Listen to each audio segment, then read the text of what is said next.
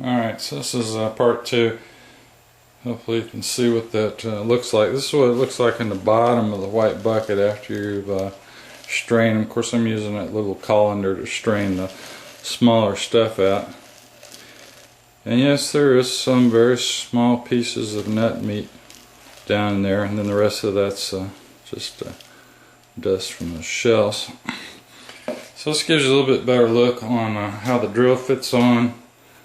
So you should see that it comes with this big shaft. So this thing just comes in a box, the shaft is out, and the studs are off, so you add the studs. And I added the lock nuts to the studs just to keep them from, coming loose.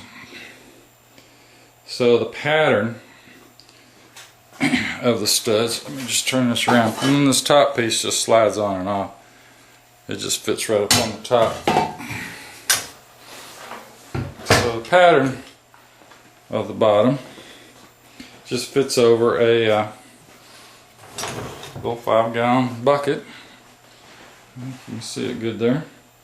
So you just bolt the studs in when you get it, and you put the top on it and hook a drill and hook the shaft through here.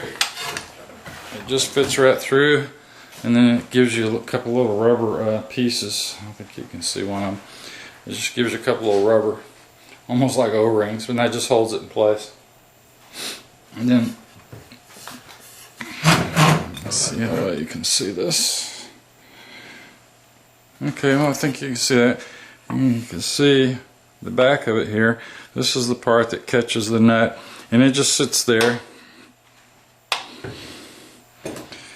It just fits out of the back here loosely, and then the adjust how far that slide comes in against the here, we'll turn that again,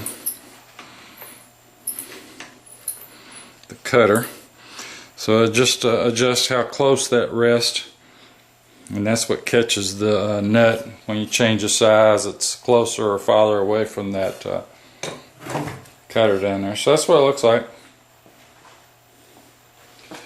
And I'll put a link to it so you can get the latest price and information off the web. Alright, so my next project is going to be this New Wave. It's a magnetic induction cooker, so it puts out a whole bunch of EMF, or a huge Gauss potential. It's kind of like sticking your head in a microwave when you're running that thing. So we're going to see if we can shield it and where we can use it. It cooks a lot faster, and it's just a little portable stovetop cooker basically. You can see how small it is. Just sits on the top of a table basically, and it's programmable. I'll zoom in on it a little bit since I've got it at a good angle there. It's just programmable as according to the temperature that you want. It has some preset temperatures on it. We got that, I think it was about $100 at a local Bed Bath & Beyond store, and they supposedly have them at CVS pharmacies and maybe some other stores. Better deal buying it local than it is buying it off the web because of the shipping. So if you can find it locally at a mall or something like I said, Bed Bath & Beyond or whatever, then that's a much better way to go about it. It'd be a lot cheaper, not having to pay for the shipping. So it cooks a lot faster. It's magnetic induction. It's an induction. If you see their videos on that, you'd be amazed how fast that thing cooks. And it doesn't use a whole lot of power compared to an electric stovetop.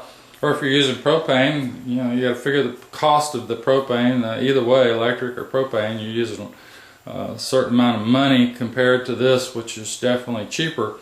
However, the EMF, the Gauss potential coming off that oven is incredible.